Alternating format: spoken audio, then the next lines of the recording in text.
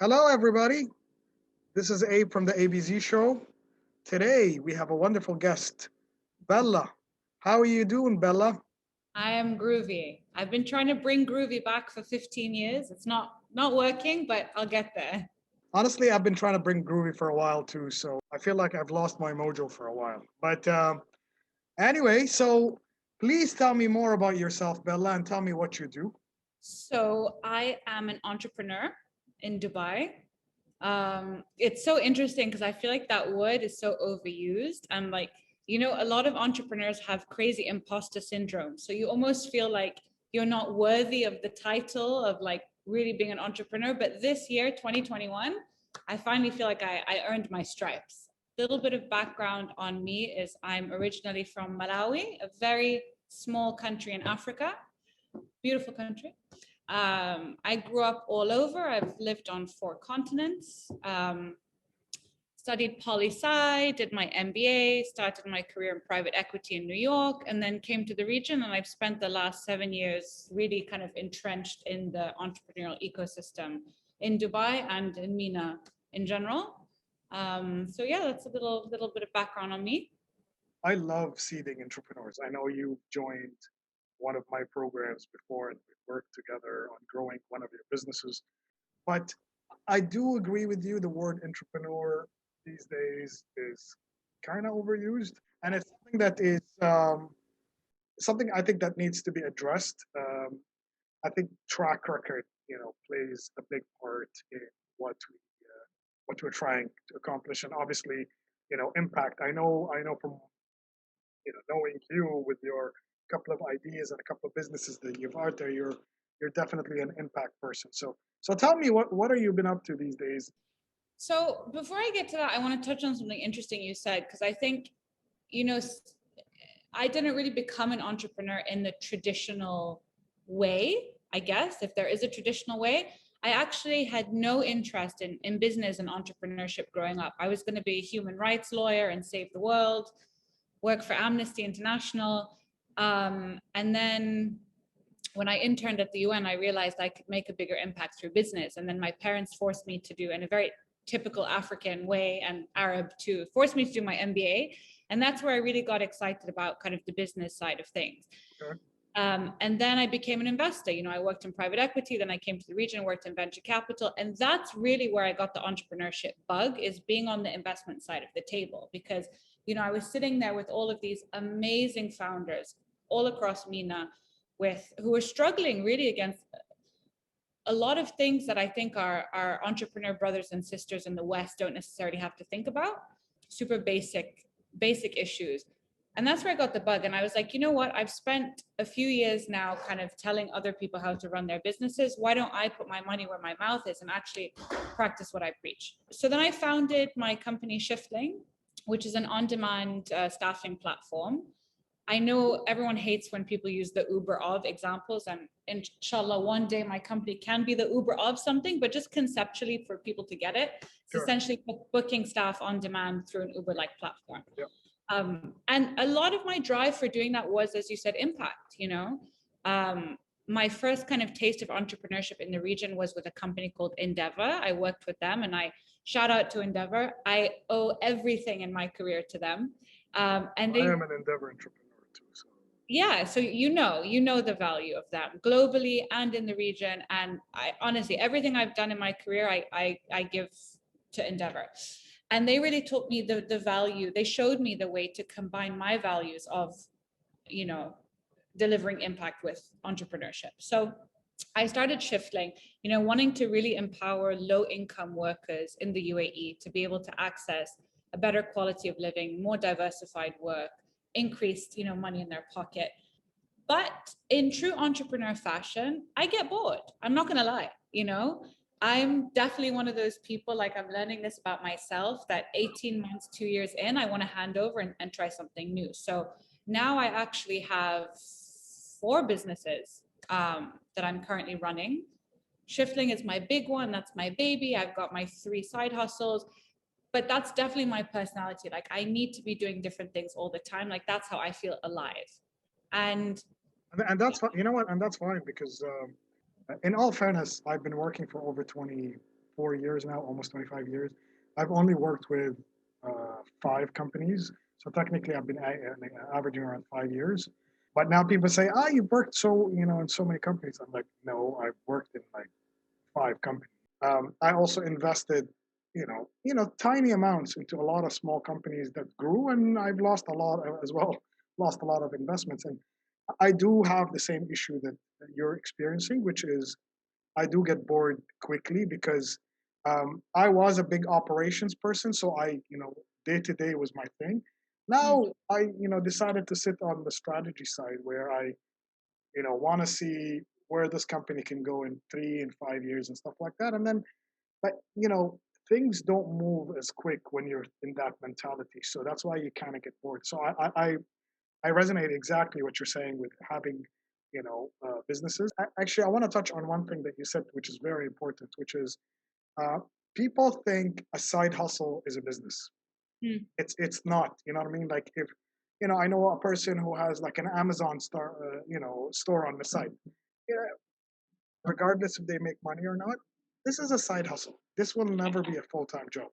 I think about this a lot in terms of, am I thinking about this the right way, getting bored very quickly, wanting to do all these different things? Obviously, I have, a fiduciary responsibility to my investors and my main business to dedicate my heart and soul to that. But everyone that's invested in me, especially in the early days, also invested in me.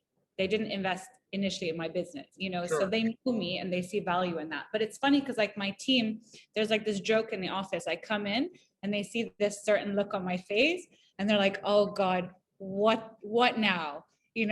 What's this week's big idea? Like what?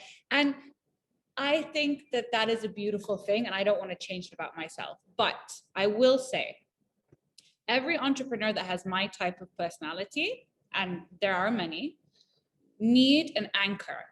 I call them an anchor. So my anchor is my COO. She comes from a super corporate background, ex-consultant, ex-Deloitte, project management.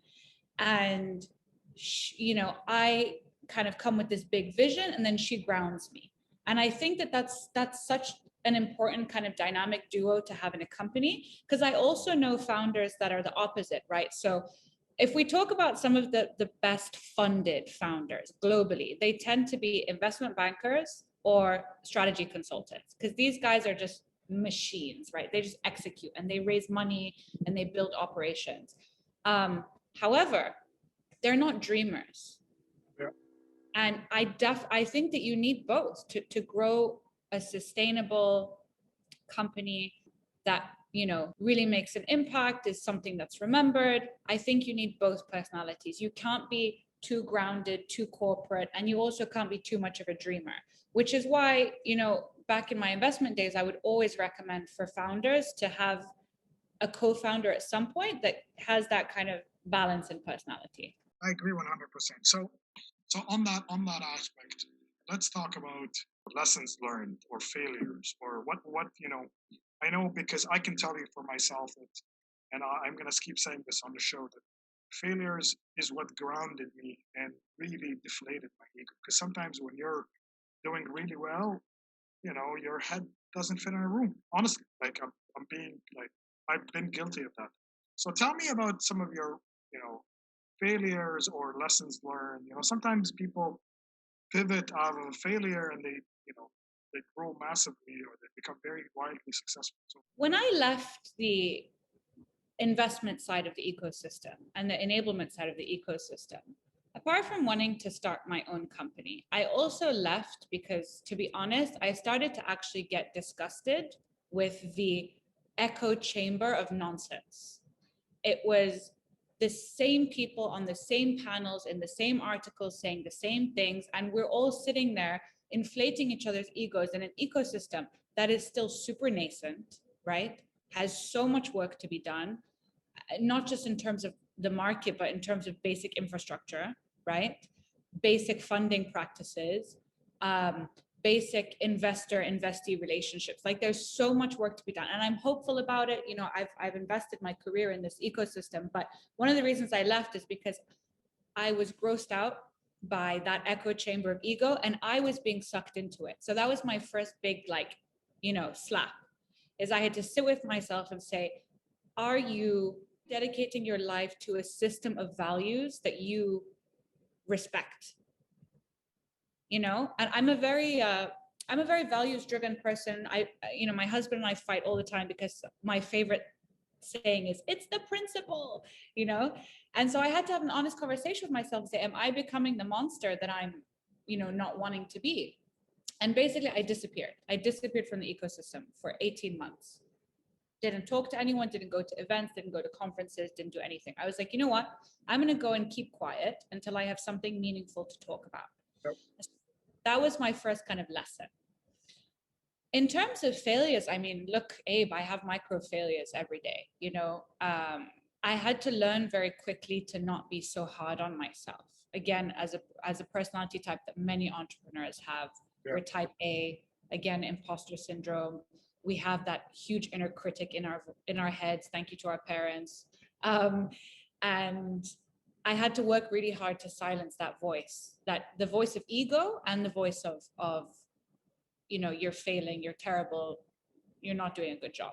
Just to be super honest, and this is even when I was at Startup Bootcamp with you guys, I was like, let's talk about mental health with founders, because this is something that's really not acknowledged. But again, that's a different subject for a different day. So the micro failures every day. Then, I've had big failures. COVID almost shut down my company. And I made some mistakes. Obviously, COVID is a force majeure. Nobody could have known. Sure. Alhamdulillah, I preserved cash and we survived, but I didn't make excellent decisions. I decided to pivot my company into construction in the middle of a pandemic when no construction projects are happening for the next 5 years. And that, to be honest with you, was a panic move. I would love to sit here and pretend that everything I do is chess and it's, 5 moves ahead. And that's not true. Sometimes you're a human being and you panic. I panicked. Terrible decision. But I realized quickly it was a terrible decision. I listened to people. This is very important. I listened to people that said it was a terrible decision, and I adjusted. I want to touch on something that you said that was very important. You mentioned obviously the pandemic and COVID. You touched on something that we don't talk about, and we believe it's it may lead into failure, which is mental health. This is a very, very hot topic globally right now, and people did not talk about their feelings about how do they feel, especially business owners. They thought the pandemic was 2 to 3 months and then everything's back to normal. But in the beginning, me as an entrepreneur and me being invested in so many other side hustles or even investments, had that, but then had to figure a way or create some kind of support system for me to overcome some of these. Walk me through your train of thought. Walk me through. I know there was a panic involved. Everybody panicked. Eventually, things eased up. But walk me through some of your logic and some what you went through. Yeah, I mean, I had a few dark nights of the soul. I mean, alhamdulillah, we were lucky with my team. I didn't cut anyone's salaries and everyone stayed. I mean, I haven't taken a salary personally in a year and a half, which is a whole nother thing, but that's okay. That's what you do as a founder. That's your job. So there was a very kind of shallow personal panic side, but there was a deeper existential panic of, if I'm not able to weather this, what does this mean for my team? I'm responsible for them. What does this mean for my investors? All of my investors are people that I personally know and personally deeply respect. And I have a personal relationship with them. I only have 2 institutional investors on my cap table. Everyone else is an angel. Right. And for me, the biggest kind of mental health challenge with COVID was this feeling of guilt, this guilt of like, what if I let down my investors and I have to close my company? What will they think of me? Will I be a failure in their eyes? Will it turn them off investing in startups? Will I go down as like, oh, that girl Bella that, lost my money? Yep. And I know maybe this sounds silly to some people, but that's genuinely like, it was like a guilt that I was going through. But I'm also a huge believer in sink or swim time, baby. Adapt or die, Yep. So, and personally, I thrive in that environment. Like, actually, it's kind of sick. Like, the more you put me in a corner and the more I have to I have to swim, I'm going to do it. And so there's also this kind of sick enjoyment of like being stubborn about your success. I personally used to tell some of the founders, no, no, lift your head up and look at the horizon. Like, Yeah. this will pass, okay, if you lose the business, you're a smart guy, you're a girl, and you've already gotten there. So, there is something else for you. It's not the end of the world. I have something called the rock bottom situation. It's like worst thing, you lose your business and you find your job, essentially. Some people say, no, then I lose my car. And I'm like, okay, but then again, there is a tomorrow. That's what I'm trying to say. And then once people even imagine their worst case scenario, they start thinking, how are they going to get out of that boat? Yeah. We don't want to work towards that, but we want to work out of that. So going back to what you said, this is something, that whole target. People need to, visualize that. And that's something very, very important, right? So I love that how you actually created that whole path to that. No, I mean, I like what you said, because so you call it the rock bottom scenario, I call it the and then scenario. And Okay. especially if you're an anxious person, and a lot of people, especially entrepreneurs are, I find this tool of and then. So you say, all right, I'm not going to pay salaries this month. And then my company is going to close. And then I'm not going to have a company. And then I need to apply for a job. And that, you know what I mean? And when you go through this whole and then, to put it in your words, then you see the sun does come out tomorrow, And I think there's a lot of talk about, resilience and grit in entrepreneurship literature, but it's there for a reason. It's not a cliche.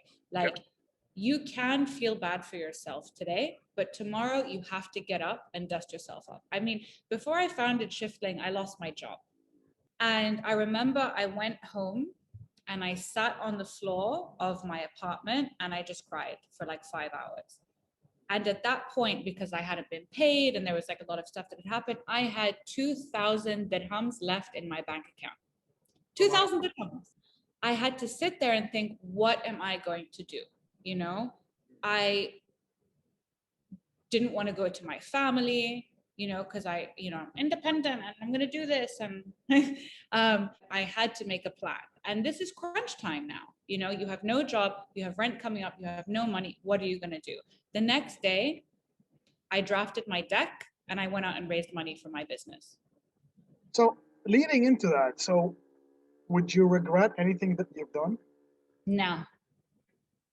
Proper answer. I like that answer. So what is your B hack? You know what a B hack is, right? So big, hairy, ambitious goal. It's funny, it's changed. And I wasn't prepared for that change. You're like, well, who am I without that goal or that image of myself of what I want to be?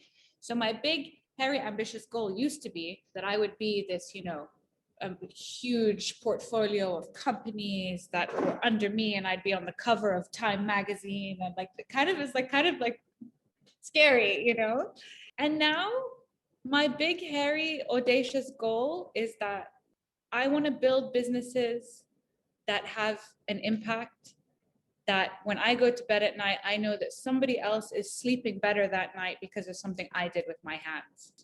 I don't need to be on magazine covers for that. I don't need to be out speaking on panels for that. I just need to know that there are some people in the world somewhere sleeping better because of something I did. do you have an actual number in mind? How many people's life you want to impact? I do. And tell me. So I'm 29 this year. I just turned 29, yeah? Okay. I told myself by the time I was 35, I want to have touched 1 million lives. Okay. And what's cool is with my main business, we actually have that metric, of how many people's lives we've touched, how many people's kids went to school that month because of extra income they earned from us. And so we're actually already up to 15,000. So I know 15,000 to 1 million is a lot, but like it's something that I think about. It's a snowball effect, keep in mind. So hopefully you get more and more of that. So all right. So my last question, if you had a superpower, or which superhero would you admire? So it's either or.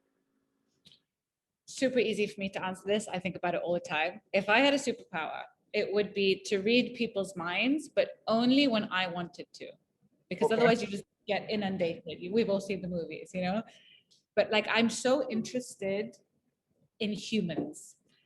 What I love about kind of being in this part of the world with the access to the diversity that you have all around you is being exposed to so many different forms of human condition in your personal and your professional life. So to be able to get an even deeper insight on that through being able to read minds, that would be it. Well, I have to add to that because I think that's something that I personally again believe in, which is emotional intelligence and not IQ. I do score pretty high in IQ. I'm not saying anything, but EQ I think is when you try to read the room and know who's interested in what you're selling or saying. You tend to push your ideas. I won't say ideology to people much easier, and they would be a lot more receptive in accepting that. So Yeah, I mean, this concept of EQ, I think like the business world has been waking up to it a lot more in the last few years, about even in terms of hiring practices. Looking at people's EQ instead of just like traditional qualifications. And it's interesting because when I sat down and I thought about like the values and the vision and the mission of my business, a lot of stuff came down to EQ related qualities. Like we have I think, a really cool culture at my company that's based on compassion.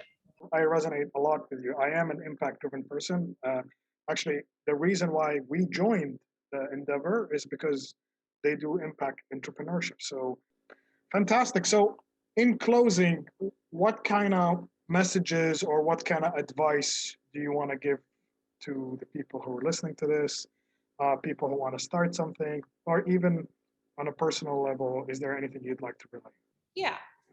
Um, I've recently, because of another project I'm looking at, Okay. um, recently come across a lot of aspiring female entrepreneurs. But what I'm going to say is for men or women that want to start businesses. It just happens that because I'm looking at doing something only for female entrepreneurs, I came across this huge group that I didn't know existed. As I've kind of been talking to them and building data for my business case, one thing that is coming through again and again and again is, what do I do when nobody believes in me? And that breaks my heart. I get so upset when I get asked this question. Abe, I hear it a lot. And we hear it in our culture because entrepreneurship is still not a super appropriate, thing to go into unless it's joining a family business. And so I really want to talk to those people, who don't feel like they have that support system that believes in them or believes in their idea. And the advice that I have is not what you think. It's not going to be, you can do it no matter what. That's not reality. If you want to start selling moon rocks and you think that you're going to raise $1 billion to collect rocks from the moon tomorrow, and that's your dream, it's not going to happen. There needs to be a sense of pragmatism.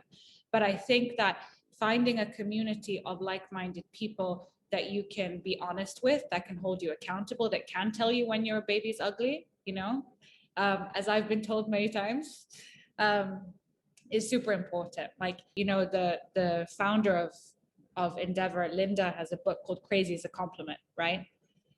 And I think that's so true. And I have something that I learned from working with a lot of founders is that the most successful people that I've met are a little bit delusional. And I say this to everyone, and I use that word on purpose because you have to have a little bit of a delusional sense of your own abilities to go out and start a business and raise money and throw caution to the wind. And so hold on to your delusion, basically, and as far as possible is what I'd want to say to them. You know what? I do agree with everything you just said because you touched on a couple of really good points, and it's something that I want to leave listeners to really get that to sink in. And with that, thank you for tuning in. Thank you, Bella. It was Thank great you. having you. And until next week. Thanks, Abe. Bye bye. Bye.